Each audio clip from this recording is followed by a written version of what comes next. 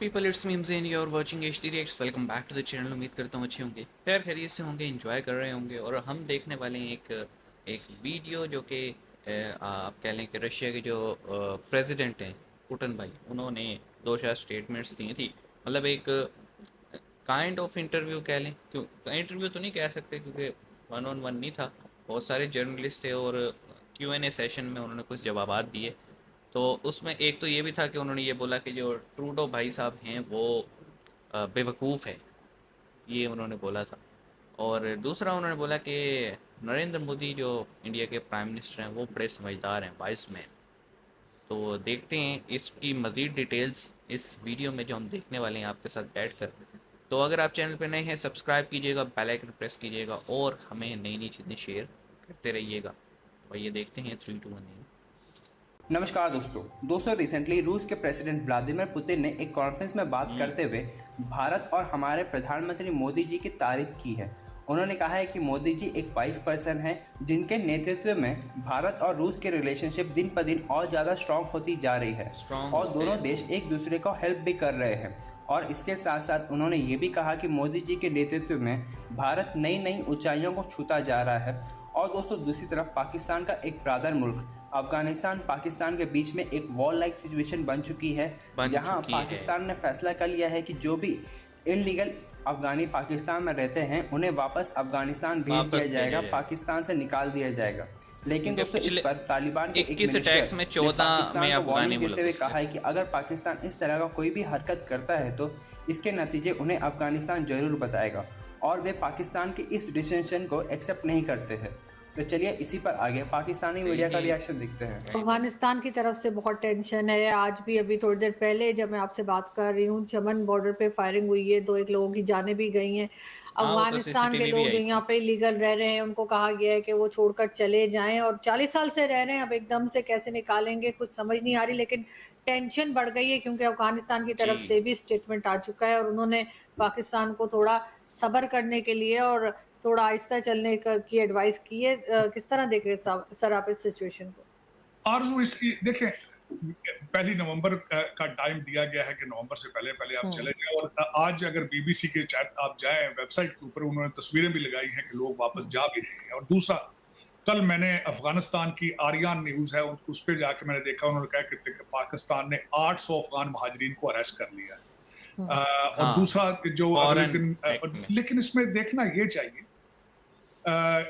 हमारी एजेंसियों की भी रिसेंट रिपोर्टें हैं, हमारी रिसेंट इसके ऊपर लोगों ने आर्टिकल भी लिखे हैं। यहाँ पे इस वक्त अगर देखा जाए जो भी सुइसाइड बॉम्बिंग होती है, या तो वो बंदा ही खुद अफगानी होता है या अफगानिस्तान से बैठ के यहाँ किसी लोकल अफगानी के साथ वो कोलैबोरेट करके एसोसिएट करके उसको धमाके को अरेंज किया जाए। या तो फिर ये अगर अफगान तालिबान को अगर ये कहते हैं स्लो करें तो अपना होमवर्क भी तो करें ना, फिर रोकें इन चीजों को, रोकते भी नहीं है। अब पाकिस्तान में देखिए, मैं इस हक में हूं कि अफगानी महाजरीन को वापस जाना चाहिए, इसमें कोई शक नहीं। और बाय फोर्स इनको भेजना चाहिए। उसकी वजह ये है कि इनके अपने हालात तालिबान के अब हमेशा वो जो कहते हैं कि जी, बल्कि तालिबान ने तो ट्रैवल एडवाइजरी अपने अफगान सिटीजन को कही थी कि पाकिस्तान ना जाए, वहां पे हालात खराब है, तो इनको वापस एक्सेप्ट करें, इनको जाना चाहिए, बाय फोर्स निकालना चाहिए। बल्कि कुछ कल हमारे जो लिबरल लोग हैं पाकिस्तान के, उन्होंने कहा है नहीं जी ये मुहाजिरीन को इस तरह नहीं, according to the United Nation laws. लेकिन यूनाइटेड नेशन लॉज ये भी तो अलाउ नहीं करते ना कि आप बॉम्बिंग करें यहाँ, जब आप खतरा हो आपको जान का, स्टेट में अपने आप को भी तो बचाना है। ओके, इस वीडियो में 2 न्यूज़ थी। एक ये थी कि व्लादिमीर पुतिन जो है उन्होंने नरेंद्र मोदी की बड़ी तारीफ़ की है। एक कॉन्फ्रेंस, क्लैरिटी होगी, कॉन्फ्रेंस थी वो, और तारीफ़ करने के साथ उन्होंने ये बोला है कि भाई वो बड़े समझदार हैं और उनकी लीडरशिप में इंडिया ने बड़ी तरक्की की है।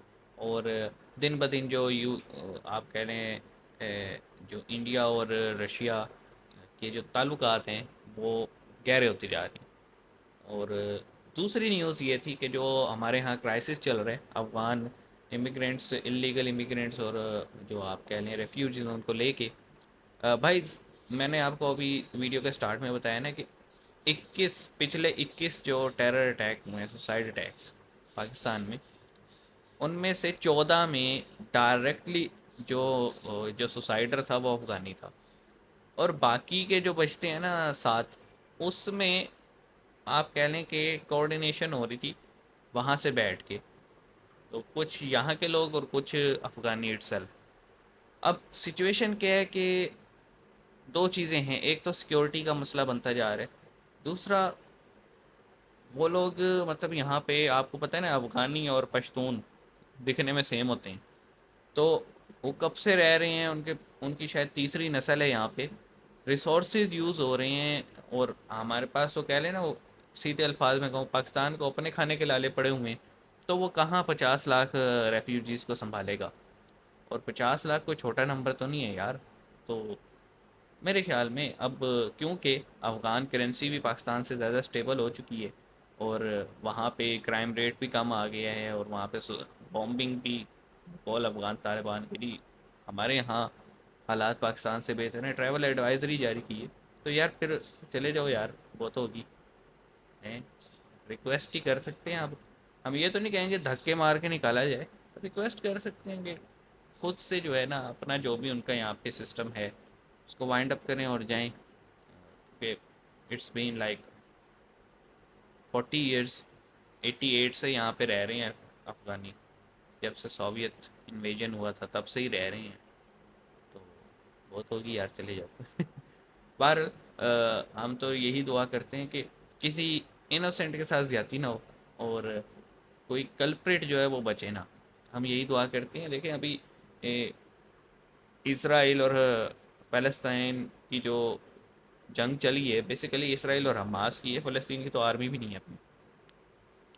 अब हमास ने एक अटैक किया, और जनाब साहब, लोग यहाँ पे खुशियाँ भी मना रहे थे, ट्वीट्स भी कर रहे थे, लेकिन मैंने एक अपनी कम्युनिटी पोस्ट डाली थी कि ये जो अटैक है ना, ये आखिरी कील साबित होगा फ़लस्तीन के तबूत में।